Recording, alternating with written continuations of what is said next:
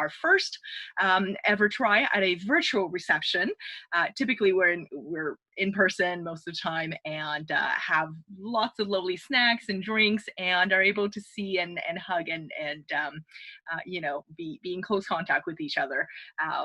I miss that a lot, and I thank you for being here. It is incredibly weird talking into the void like this for me, because that is not usually what I do. But again, I want to welcome you all here tonight, and I want to acknowledge also that I am currently in my home in New Westminster, or the traditional and unceded territory of the Kakite First Nation, and other Coast Salish peoples as well.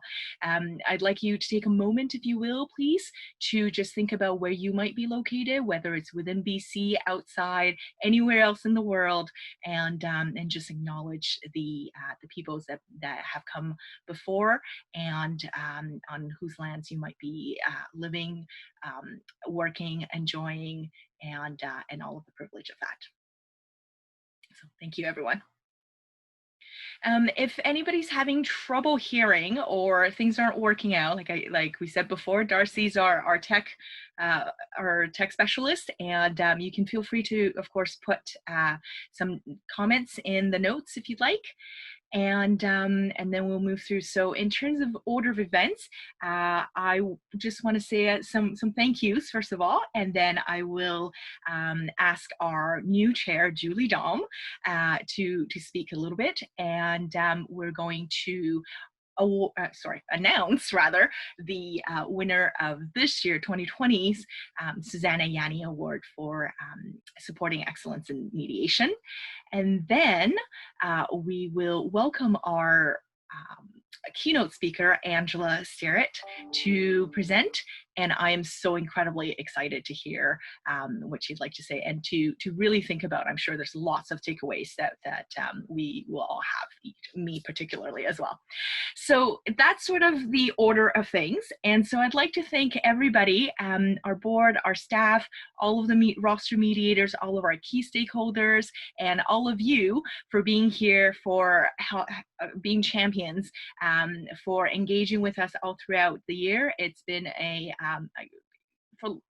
I don't want to be a cliche about it, but it's been definitely a very different and challenging year for everyone, I'm sure. And we are so thankful for all of you for being here. So on our board, we've got Lori Carvat, who is our outgoing chair, and she has done so much work for the organization, and many of you will have seen her read material blog posts that she's written for us, articles and whatnot. And Julie Daum was our vice chair, now new chair of the board. Mark Meredith, our treasurer, and Richard Stewart, our secretary. Other board members include Judge Andrea Brownstone, and Carol Hickman, and Jim Vilvang, and I should have had a list in front of me. Oh my goodness. Arlene Henry was on the board last year as well, or in the past year rather. And I want to also welcome our two brand new board members. Some of you met them earlier in the evening, Robin Phillips and Ashley Sire. Welcome. And I know you already have tons of ideas and lots of things you are contributing. So thank you very much for that, and keep up the enthusiasm for sure. So Julie, would you like to say a few words now? Yes. Hi. Thanks, Anne. Good evening, everyone. Thank you for coming. Thanks for joining. So I'd just like to start off, my name is Julie Daum, and right now I am situated in the traditional and unceded territory of the Sterritt people, who are Daketh, or otherwise known as carrier people. It's my husband's home community. I am Wet'suwet'en, so I come from farther west, and I'm a member of the Gilsayud clan. I am a mediator, facilitator, conflict coach, trainer, and mother, and I just want to welcome you all here. Thank you so much for coming. And my role on the board has just recently changed, and I wanted to say, just in the breakout room that I was with Wendy and Shalina and various other people. Wendy was talking about how she's doing online or telephone mediations, and she said she starts off by saying, managing expectations and telling everybody it's going to be terrible, there's going to be lots of problems, you know, we're going to have to work through this together. And I feel like I want to manage expectations right now about my tenure, and but I'm incredibly grateful to be supported by the rest of the board, as Anne has introduced to you, and also the great staff that we have: Heverton, Walter, Zoe, Melanie, Amanda, Sharon, and Anne, and Jeremy now. We just has just joined our team, and I just want to say that I'm really excited. So this has been a really big year, even though, and COVID is only a small part of it. Last year we did a session, strategic planning, and we've decided to change a lot of things in Mediate BC, and I'm really excited to be on board and to be part of the new direction and the new projects that we've taken on. And so that's all I say about that. So look for information and news about that. So and we want to welcome our new board members, Robin Phillips and Ashley Sire. And I really want to welcome Jeremy Brooks to the organization. If you haven't already, please check out the letter that he has posted with a great photo of himself in front of the Kamloops Indian Residential School.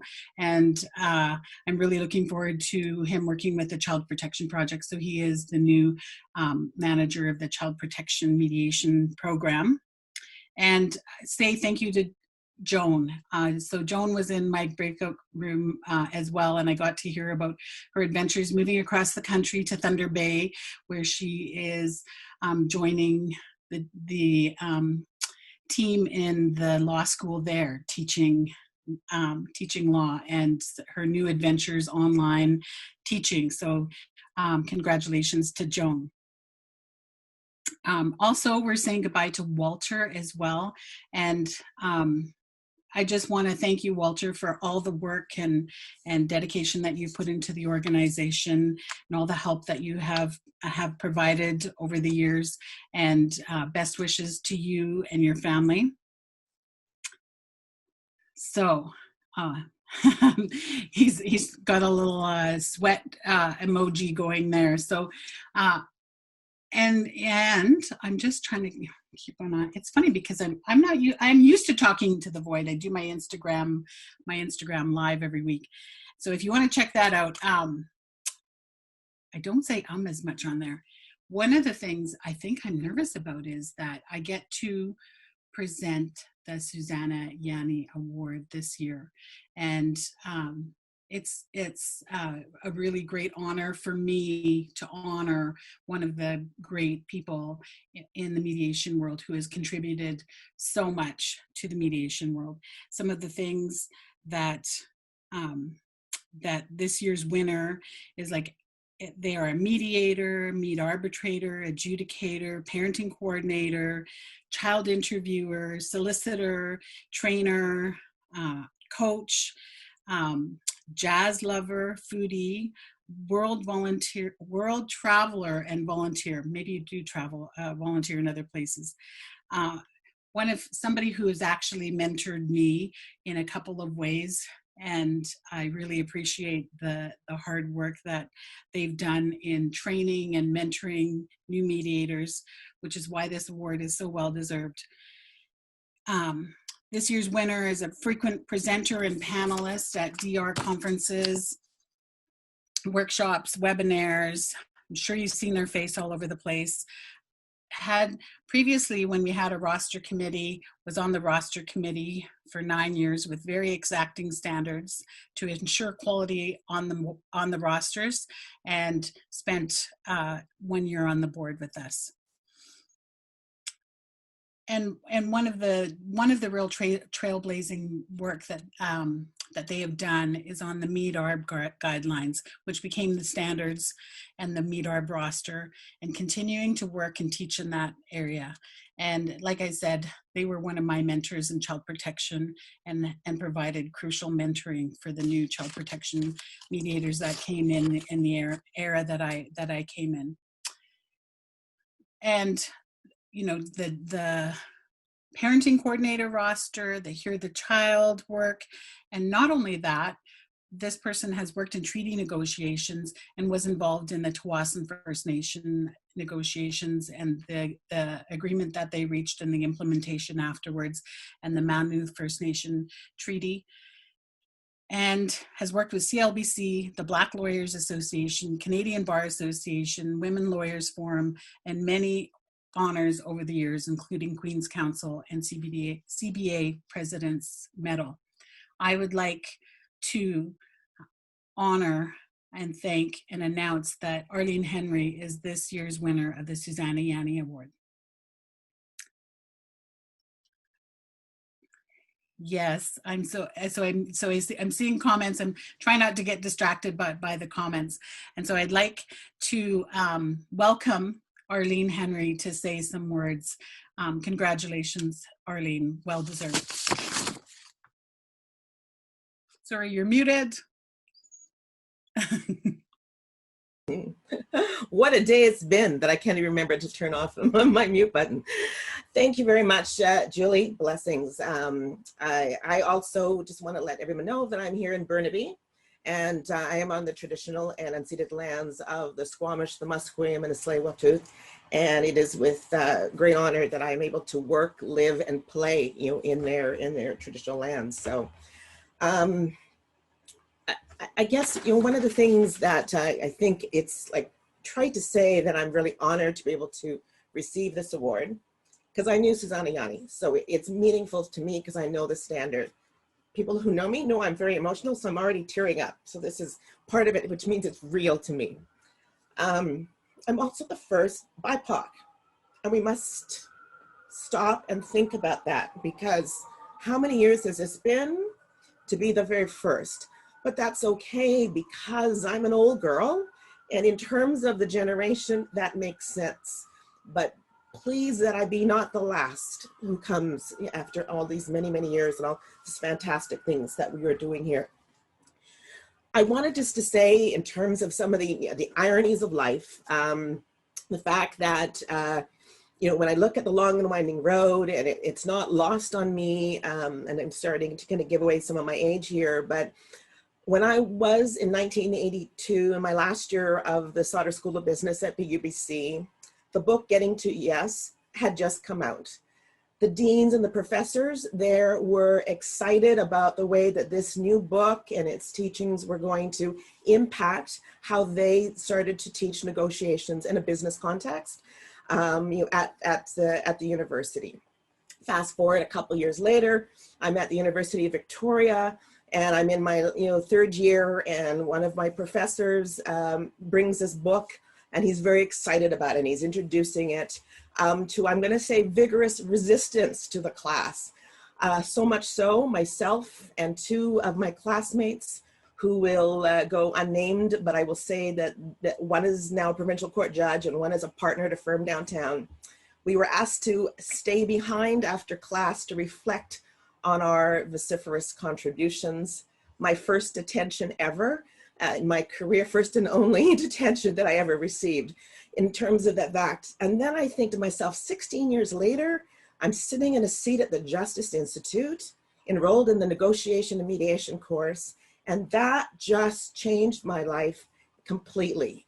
Sitting there in the class with lots of wonderful people, my very first person mentor who I think in terms of this, which was Michael Fogel, who actually helped shape my thinking and made this very exciting. And I powered through that. I had some fantastic instructors whose paths I cross with today, still today, who just helped me think differently, deliver differently. And I'm very, very grateful to each and every one of them.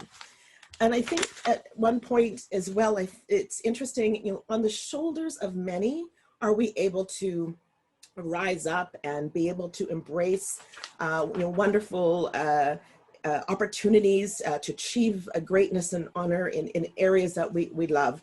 And I wonder, for people who receive awards and they look back at all the past recipients, how often we can look back and be able to say, I know or knew every single person who's received this award before me, that every one of them played a significant role in my helping me become the mediator and dispute resolution professional person that I am today, from the get-go. And I remember that after I left the Justice Institute and I came back over to CLE, and I started getting involved in the courses and the works through CLE, meeting Gordon and Sally, and the practicum programs that I was, you know, a student in and a mentor in. I think that the wonderful criticism people like Terry Harris and Richard Singer used to provide, you know, when I was in the practicum, that I can still think of today. And, you know, I can then for a moment step back and I think, wow, when I was in commerce, I said to the dean and associate dean, I really want to teach adults, but I don't believe that I should do that until I do. I can't teach well until I have done some of this work, to be able to bring anecdotes that are true to me, to be able to bring lived experiences to my students. And it's been a long journey, because I'll tell you, that is a thing that brings me the greatest joy in terms of being able to teach new mediators, dispute resolution professionals, and to know that that the work that I'm doing with the other colleagues that I consult with and teach and co-instruct with, is that we're leaving a wonderful legacy of great people. Most of you know that I have a large family, lots of cousins. There's a couple, you know, that are very dear to me, that provide me with love and support constantly. And it's, you know, through them, I think some of them, or most all of them, are on the line and watching today, which is great because it brings me great joy. But I received an email from one of my cousins just a couple days ago, and on her email signature, there was a quote that just was appropriate to how I think we as a family live our lives and how we've been raised to live our lives. Maya Angelou said, do the best you can until you know better. Then when you know better, do better. And it just kind of sums up for me, basically, I guess, how I feel now in terms of this work. It's an exciting place. I told everyone this is a new chapter for me, and I did it by shaking it up and moving, and you know, a lot of my board positions, or all of them, have come to an end. This particular year, 2020, you know, COVID year, is going to be something, you know, very significant, you know, all told. I just want to say these are challenging times, globally, socially, professionally, personally. And we must remember that that through peaceful engagement, that we as mediators and dispute resolution professionals can lead by example, and with gratitude, to help make this global nation and our global a wonderful and better place. Thanks, everybody. Love you dearly. Blessings.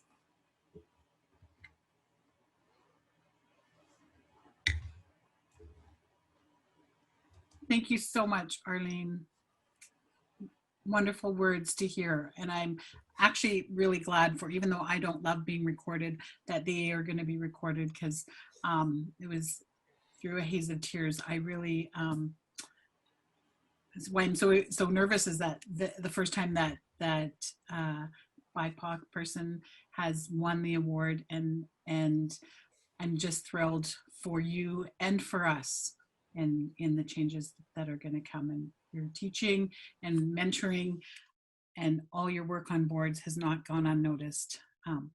But I hope we're going to see you again, where you're not disappearing from our world. So thank you so much.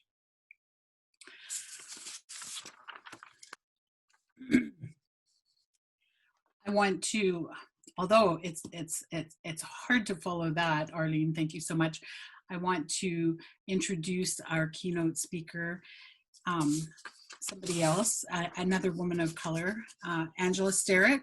She's with us. She is an award-winning journalist. She's a writer. She's an artist. She's a speaker. She's from British Columbia. She's actually one of my Wet'suwet'en neighbors in her traditional homeland of Gitxsan territory, is just next to us. She lives in Vancouver though now with her son, and she is an award-winning journalist as well. So she's been with the CBC for quite a few years, and it says in her bio that she's been a journalist for 20 years. She seems so young and youthful to me that I was like, really? And but I'm not new to her work. Her stories have appeared in the Globe and Mail, the National, the Current, and just this morning she was on a panel with Anna Maria Tremonte. She currently works in CBC Vancouver as television, radio, and online reporter, and she's a proud member of the Gitxsan Nation.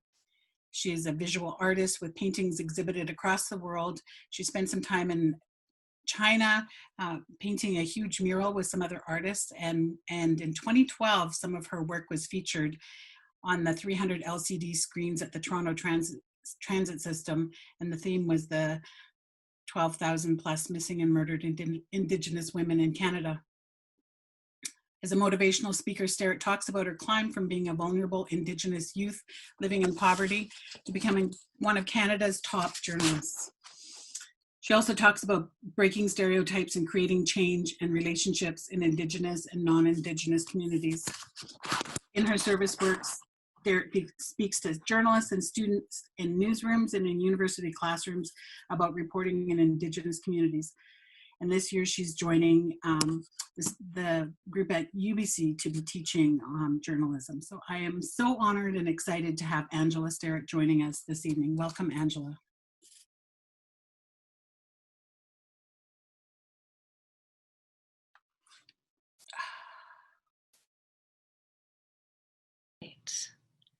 I think this is working. Can everybody see me? Yes. Yes. Okay. All right. I'm just gonna assume that I'm good to go. Amasa, good day, or Amayuksa, good evening, everybody. I just want to thank Julie so much for inviting me here today. It was very comforting, but then also very emotional to hear you say Wet'suwet'en. As she said, we're neighbors, the Gitxsan and the Wet'suwet'en, and took part in one of the largest Aboriginal rights and title cases in history together. So our ancestors and our relatives came together and fought for our rights and our territory. So I haven't been home because of the pandemic, of course, for a long time. So seeing you and hearing you was very warming for me. And I also just want to congratulate you, Arlene, on your award.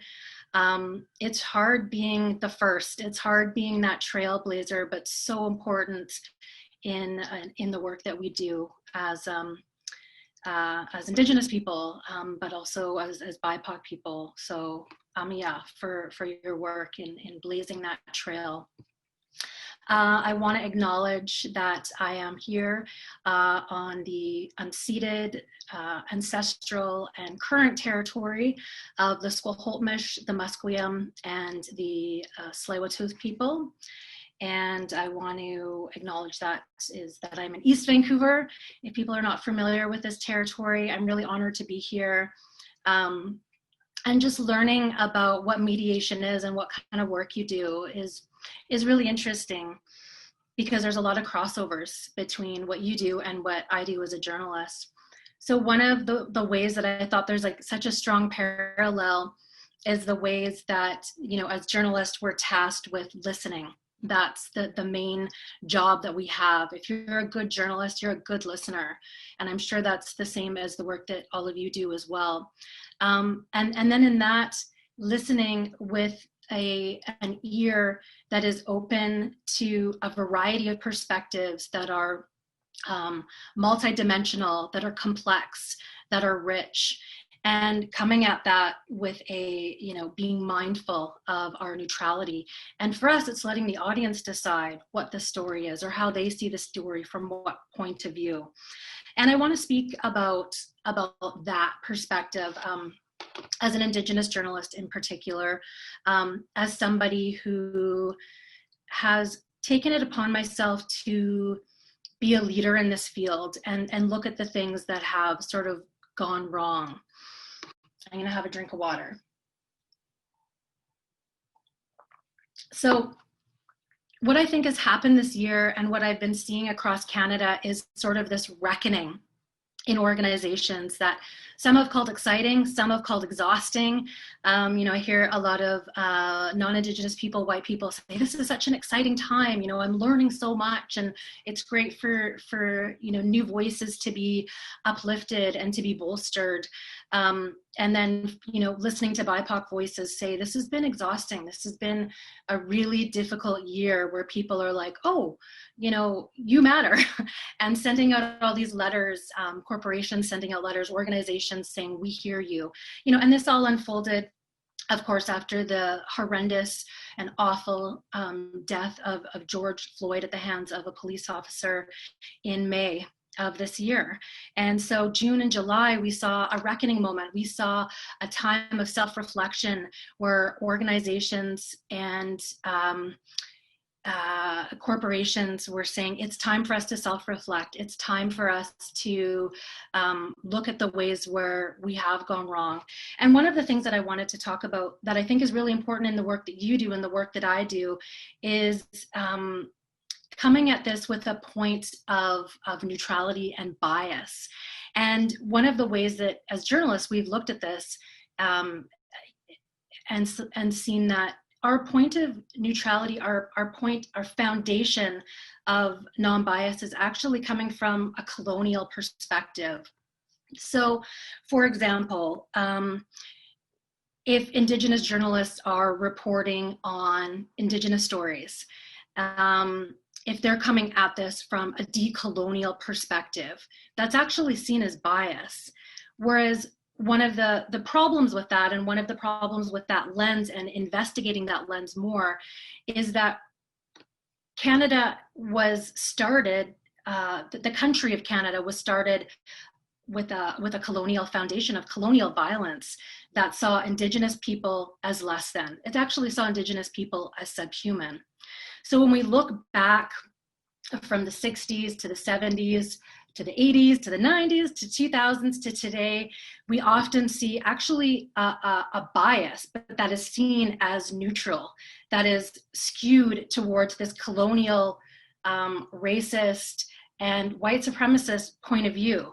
So when Indigenous people come in and are reporting on things from a decolonial perspective, that's what's seen as the activist, the advocate, as someone that is non-biased. And it's very interesting to untangle that and to watch our audience, to watch fellow journalists, to watch managers start to slowly untangle that and look at it, because it's hard. And why it's hard is because this is embedded in all of our cultures, this colonial understanding of our world. Everything around us is very colonized. And how do we know that? Well, I'm not signing off as a journalist saying the unceded territories of the Squamish, the Musqueam, and the Tsleil-Waututh. We're not talking about rentals from the perspective of Indigenous land. We're not talking about tent cities from the perspective of Indigenous land. We're not talking about real estate from the perspective of Indigenous land. We're speaking English. We're not doing our reports in Squamish or Giksanima. And so there's a lot of work to do. And so I wanted to talk about that just because I thought that might be a place where you could say, why is she speaking to us? Why is a journalist talking to us? And I think that there's a lot of parallels, and there's a lot of takeaways that you can take away from this talk. I also wanted to say, and I should have said this at the beginning, and I don't think I can actually, no, I can see the comments, yay. So one of the things that I wanted to do is talk for a bit, but I also want to prompt you to ask me questions. And I'll keep on talking for a bit here, but I do want this to be really interactive. And I've been finding, like with the Zoom, probably with a lot of you too, I've been feeling like Julie said, you're looking into a void and you're not interacting with people, and you're kind of wondering, like, how is this resonating right now? So I'd love to hear your feedback, but I'd also love to hear your questions for me. And don't be shy, for one. No question is a dumb question.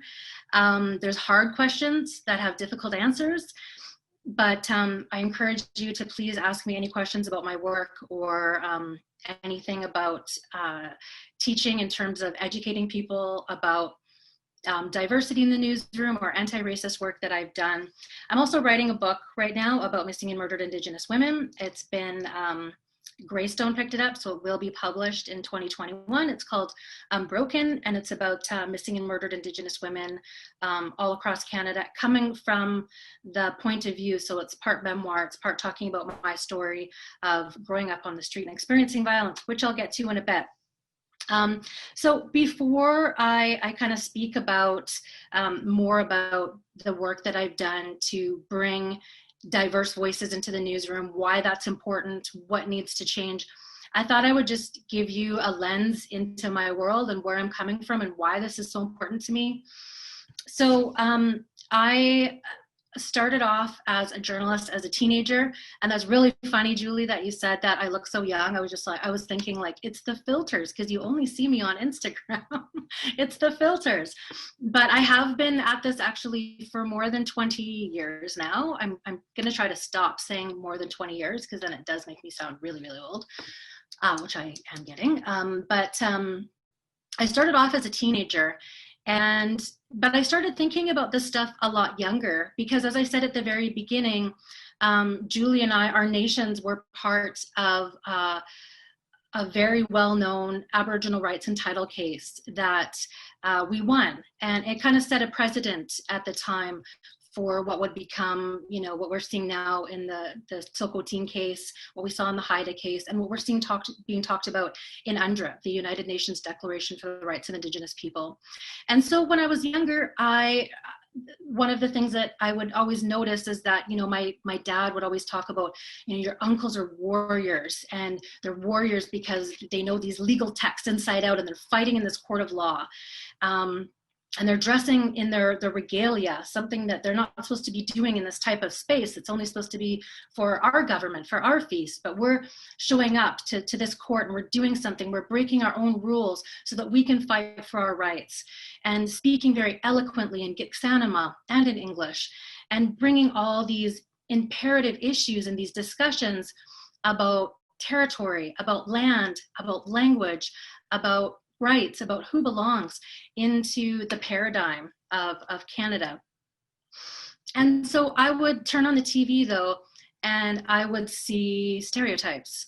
So I would see, oh, the greedy Indians, what do they want now? Oh, they want their land back. Oh, they're such whiners. Oh, they're violent warriors, or not see us at all. And so I would see this very distorted picture of who we were, and it was very confusing for me. And it was this binary of what I would see in the world, what I would see in media, and what I knew of from my people. And so I started to think about this at a very young age. And growing up on the street, it also gave me a perspective, because people were always like, oh, you're so sad, and you're so la la la. And then I'd go to university. You know, I went through grade 12, and I put myself through university after I was off the street, and people would say, good for you. Good for you. You got your university degree. You got your grade 12. And I was like, this is another narrative. This is the victim narrative. And one of the ways you can think about how this goes into your work is the point of view that you're maybe projecting, or that you're taking away from listening to those stories, and why those stories are so important, and how the stereotypes shape our decision-making and our understanding of people, and how they can prevent our connection to people, our real connection to people, and our development of relationships with people. And so you know, living on the streets and seeing how people saw me, you know, a lot of it was violent. A lot of it was get a job and go do this and that instead of doing this. But a lot of it was a victim narrative. And I said, I'm not a victim.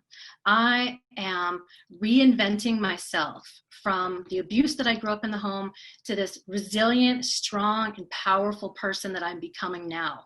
And that's what I witnessed with a number of other Indigenous young women that I saw growing up on the street. So when I got off the street, I did a political science degree at the University of British Columbia. I loved my experience there. I then finished it at UBC, University of British Columbia. I actually really appreciated UNBC a lot more, just for how small it was and the quality of the teaching I got there, of learning. But I did my political science degree, and when I went into media, it was such a pull for me. It was such a desire to tell stories of Indigenous people and understand and listen. And it was a yearning that I had to see my people properly represented on TV, not just, you know, laden with all those stereotypes, but for journalists to listen and to say, you know, we understand, but then we're not going to put our point of view on TV. We're going to put your point of view. But that's taken many, many, many years, because as I would start to pitch these stories, you know, this is a really good story. We need to talk about missing and murdered Indigenous women. There's so many across Canada. You know, the people at the time were saying there's over 500. You know, now we know that there's almost 1,200 or more. And they'd say, oh, is that going to be like another sad, depressing Native story again? Or, oh, we've already covered that. How many times I heard that? We've already covered that missing and murdered story, like there was only one. So I saw a lot of excuses being made for why these stories were not important. As time went on, I saw there was an appetite. You know, the Truth and Reconciliation Commission, also a powerful vestibule for Indigenous stories. Once that came out and once the world saw, oh my goodness, residential schools really did happen. And now we have, you know, thousands of stories of Indigenous people who are sharing their truths. And we saw media saying, this is important, this is real, this actually happened. For many years at where I worked in media, we weren't allowed to use the word survivors. We were only allowed to use the word students.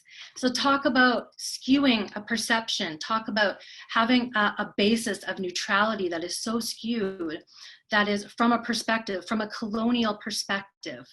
And so we saw the TRC report come out. We saw a huge appetite from the public for Indigenous stories. So then we saw a lot of non-Indigenous journalists wanting to tell these stories as well, but we saw them being told in a way that was disbelieving, in a way that still was portraying Indigenous people as less than, questioning them more. The burden of proof for Indigenous journalists and people in Indigenous stories is so much higher. You know, in order to prove racism, you need to have like five white people who've witnessed that to say, we saw it and it was racism with our eyes. So much fighting in my career, in my life, to not be where I am. That's never what this has been about for me. Is I've never ever wanted to have fame, or I didn't ever even want to be on TV. I always pushed against that. But for Indigenous stories to be front and center, to have the important platform that they deserve, and that they should be recognized and they should be deserving of.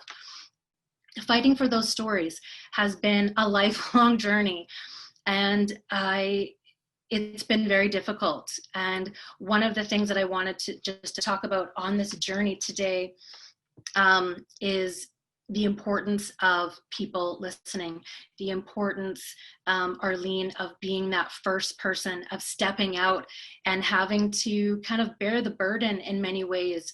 It can be exhausting, it can be difficult, it can be challenging. It can be, it can feel celebratory though, in many ways.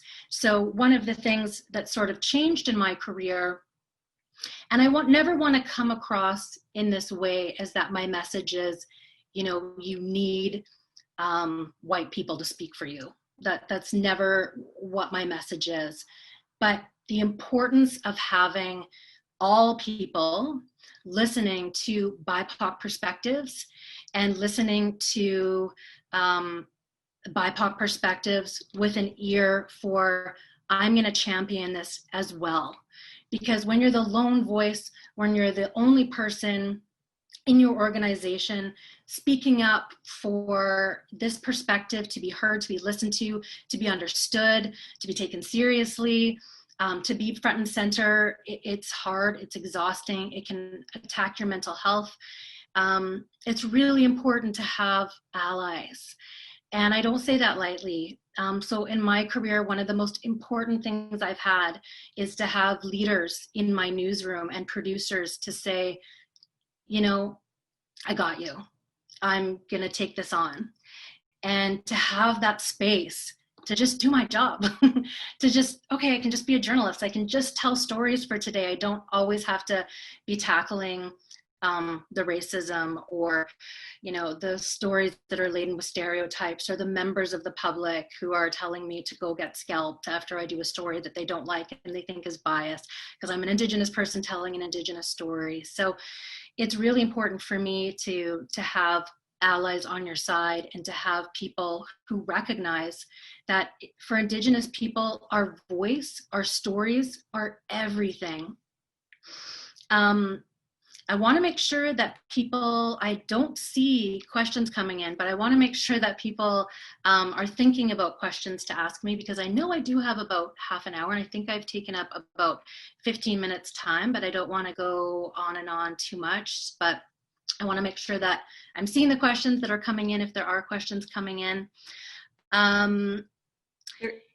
Sorry, I'm going to interrupt because there actually is a question. I'm not sure if you can see a Q&A button at the bottom of your screen. There's one in there, so you should be able to answer there. Thank you so much, Darcy. I totally did not see that. I think that's Darcy. Yes, Darcy. Thank you so much. I did not see that. What other initiatives can the media take to give voice to Indigenous people and other marginalized populations? They also reconcile this. Thank you so much for recognizing reconcile this, and I can talk about that in a minute.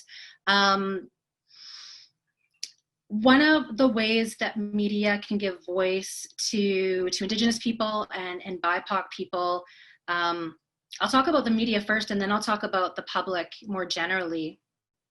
Hire Indigenous people, hire BIPOC people. One of the things that I keep on hearing from a lot of different people is like, oh, I'm afraid I'll get replaced by a diversity hire.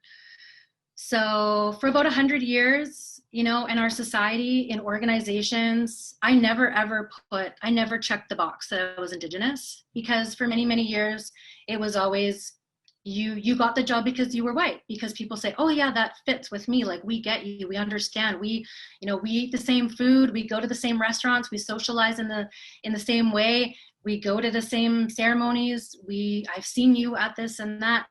And so hire more Indigenous people and understand why that's needed right now. Understand that there's racism. I keep on hearing this word, diversity and inclusion. That's a word that's been used for many, many years. And it hasn't done a great deal, because diversity and inclusion can mean many different things. When we start flipping our lens to what is really going on, and that is racism, and we start understanding the racism that we all carry in ourselves, we can better address about how our hiring practices, or the ways that we let certain people in or we let other people not in, is coming from an unconscious or a direct sort of bias. So hire more Indigenous people is my main thing. And when the Indigenous person gets there, let them have their voice. Listen to their pitches. If you don't understand their pitches, try. You know, a lot of people expect Indigenous people and Black, Indigenous, and people of color to educate them when they don't understand things. When the Black Lives Matter movement, I mean, this is a movement that's been going on for many, many years. But when it sort of exploded in May, I took it upon myself to start Googling and understanding. And there's so much out there for you to learn that I didn't have to ask a Black person to educate me. So educate yourself and bolster those stories. One of the most important things I think that the public can do is follow Indigenous people or Black Indigenous people of color from specific communities on Twitter, if you're into Twitter, on Instagram. Facebook is a little bit weird for me for that. It feels so insular, but listen to those voices, find a way to get the notifications from those communities. And a really good example that I'll give you of that, I was hosting a magazine conference in Toronto before the pandemic, and this older white lady was speaking about her magazine, and I had seen the magazine, and I opened up the latest copy and I was like, oh my God, this is like all Indigenous and this is incredible. Oh my God. And then she was sitting behind me and I said, I saw your magazine before and it did not have any BIPOC content. Like, what changed for your organization? Because all of these things are cultural shifts, right? But they're often led by individuals, in my humble perspective. And she said, I went on Twitter and I just started following people like Alicia Elliott, like Erica Violet Lee, like you, like other people. And I started to listen and I started to realize how little I knew. And that listening, that's something that you are also familiar with, is so important to get a better perspective. And then click on the stories and open them up, because metrics are super powerful. I don't know if people know this, but journalists in the media, we have tracking of how long you read a story. So a really long read of a story is like a minute and a half. Seriously, it's 150, almost 2 minutes. That's a really, really long read, but most people are reading things for about 55 seconds. But when you have an Indigenous story that's at the top for weeks and it's getting, 1 million hits, that bolsters the importance of Indigenous stories. So it makes them matter more, and it does matter more. And so following people on Twitter, I say this and I'm careful with how I say it, but have more friends that are Indigenous, that are Black. And it's not just like get an Indigenous friend and you're good, you're set for life, but it's like open up your community. So many of journalists that I know, their community is just white journalists, and I'm the only Indigenous person they know. And that's I'm like this compared to what the world of Indigenous is in Canada. So broaden your community and your relationships, make them more than make them meaningful. And yeah, so there's another question here. I'm going to read this out loud, so I hope it's not, I'll try to, as I go along, I'll try to make sure it's nothing inflammatory. I went to a diversity workshop and the speaker talked about how we all talk about wanting diversity in the workplace or in our community, but then when it happens, we're completely unprepared and it can lead to conflict. That is such a good question, Lori. I don't know if you wanted your name read, but we talked about that today with Anna Maria Tremonti when I was talking to Nanaba Duncan and Karen Ho about, well, what happens? And, and I don't know exactly what you're talking about, but for example, when there are, say, cluster hires, or even when I was hired, I've been doing this for 20 years, probably more than that actually. There's really talented journalists who are people of color, who are Black, who I've seen come into the workplace, and I've seen them questioned. And, they're just a diversity hire. And that was said about me. And that is difficult. What are my thoughts on that? My thoughts are going back again to educating yourself about white supremacy. That's really hard to hear when you're a white person. And I'm part white. I get it. When we come from a racist ideology, a country that was founded on the premise of Indigenous people are less than and white people are, the beacons. Educating yourself about who's gotten jobs in the past and why. Other conflicts that can come up. I'm trying to think about some of them. I mean, one of the things that I thought about what we were talking about today is just because a person is, say, a diverse leader doesn't mean that they're going to be anti-racist. So I might have a leader who's, say, Métis, and they come in and they've checked the box. This is just an example. But then I'm the lone First Nations voice in the newsroom fighting to tell my stories, and they just want to tell the story about the lost salamander on the plane, right? So that's another, maybe you're pulling on that, but that's another, a conflict that could arise. So for me, again, it comes down to within our cultures and our organizations, we need to understand not just that we want diversity and inclusion, but we want to come at this from an anti-racist perspective. And how is that different than diversity and inclusion? I don't know if that makes sense, but I hope that answers your question a little bit. And that's for some people, those are radical ideas. For some, saying Black Lives Matters on Twitter is a radical idea, which is horrendous and needs to be changed. Can I add to your exhortation to the do your research, pass it on to your can I add to your, I think that's just saying to do the research, pass it on to your non-BIPOC friends and family.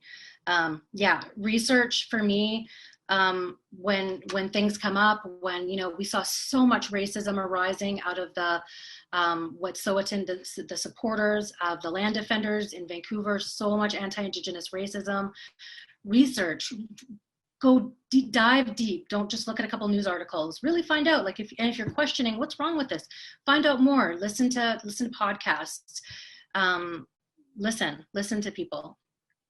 Oh, just saying you're doing well. Sing it, sister. Thank you so much. Okay, so this is context again from the woman who was asking, or the person who was asking about conflicts. So I think the conflicts of having more diversity hires, I think the context was that we white people are unprepared for the differences in cultures, values, beliefs, etc. that diversity brings.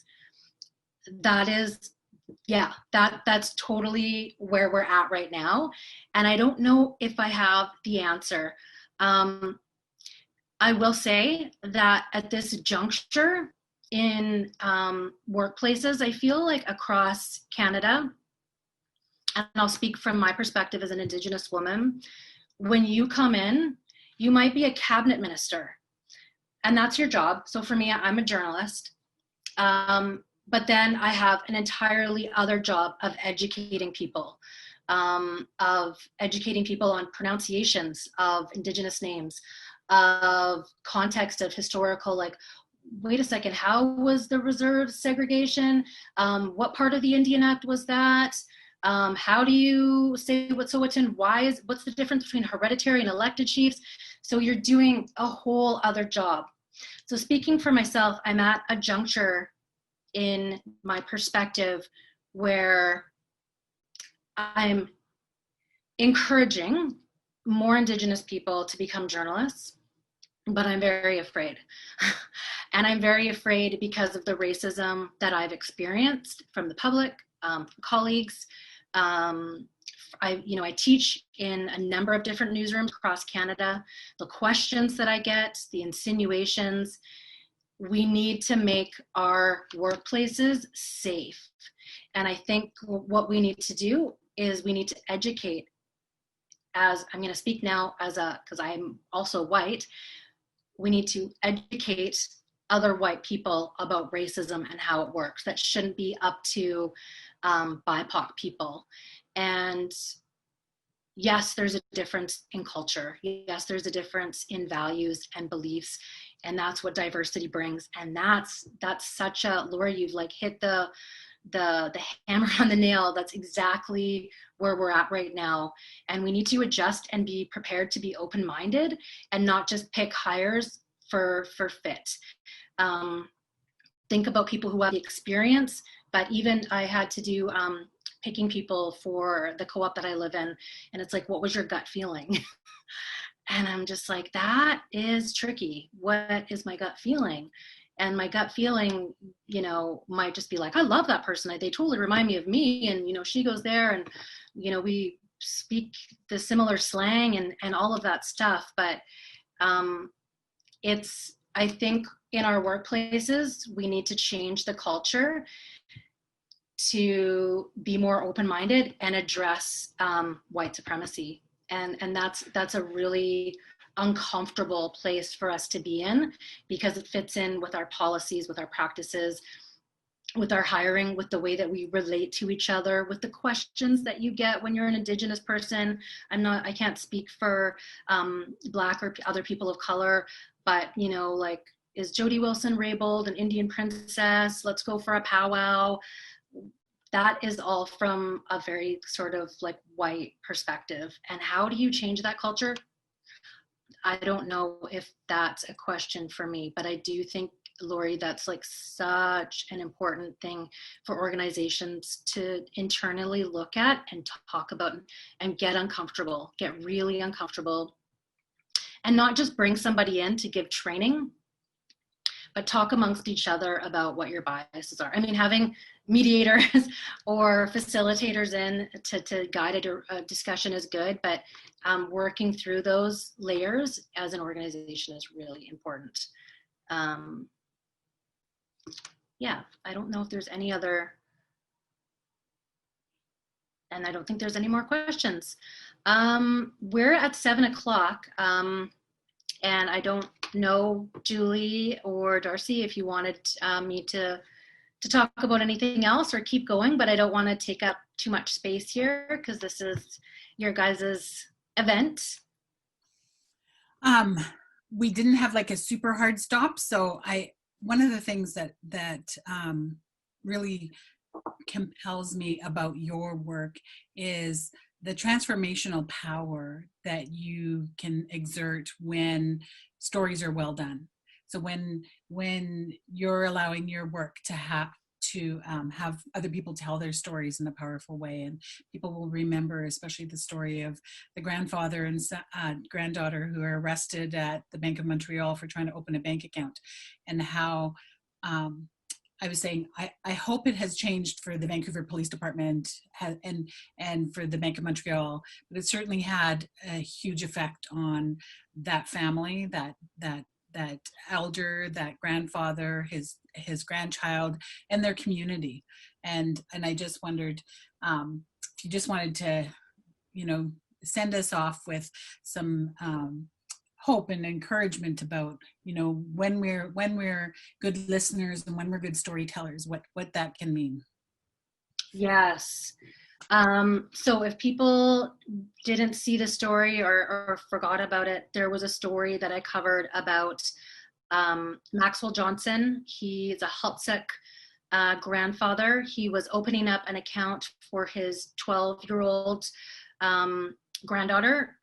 She travels a lot with in our communities, basketball is a huge thing. We go to the all-native basketball tournament. It's like a huge deal in our communities. So she was traveling a lot with basketball. She was opening, one of her first bank accounts ever, a grandfather and a granddaughter. This should have been a really meaningful experience for her. But there was a number on her status card or his status card that was not on the computer.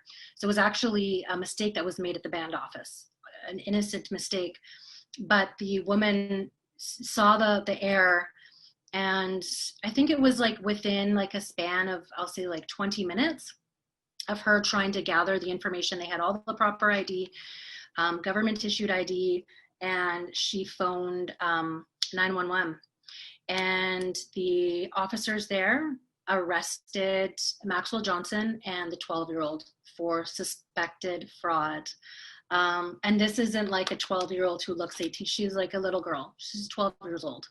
So this story, when I did that, I pitched it. And this is another thing that's really important, is when Indigenous people have an idea and it might be like, you might not understand it, or it might not seem like a big deal, but that story made international headlines immediately. I was on the BBC, Maxwell was on NPR. It went viral, and the story was really great because one of the things I think about listening and really understanding and really connecting with somebody who wants to share their experience of what's happened to them is there's a full journey, right? So it just didn't end with him speaking out about being treated with racism. And I think that was a very clear example of that. It ended with his community coming together for him.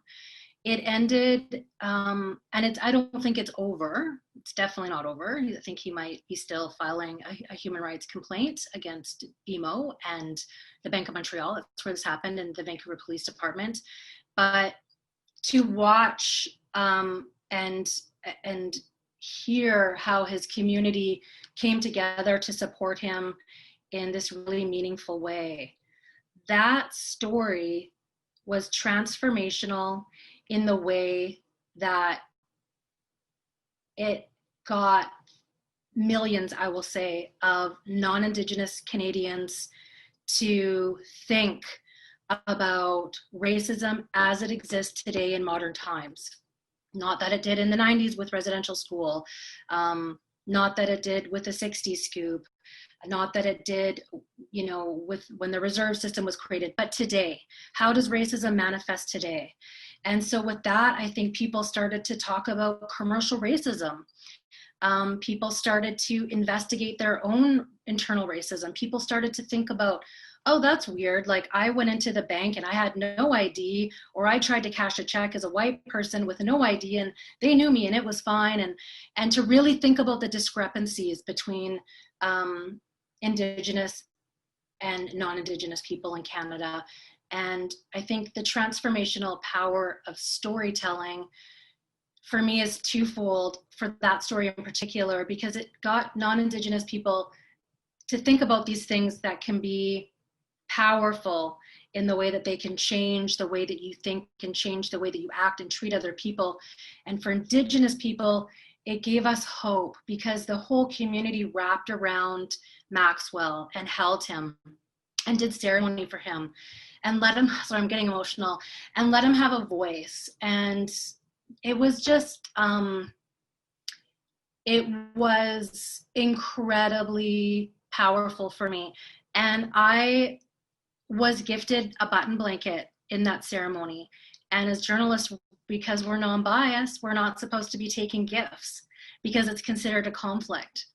And I had to fight to get gifted that button blanket. And I had to speak at that ceremony about reciprocity. I'm a journalist, but I'm not going to parachute into your community, do my job, get my story, and leave. I'm here and I'm going to give back. And that's very different than what mainstream journalism has been about, and have to fight for talking about how culturally important it was for me to accept that button blanket. And what that meant was my role as a journalist was solidified, that now I have to go and do more of that truth seeking, more of that storytelling, more of that listening.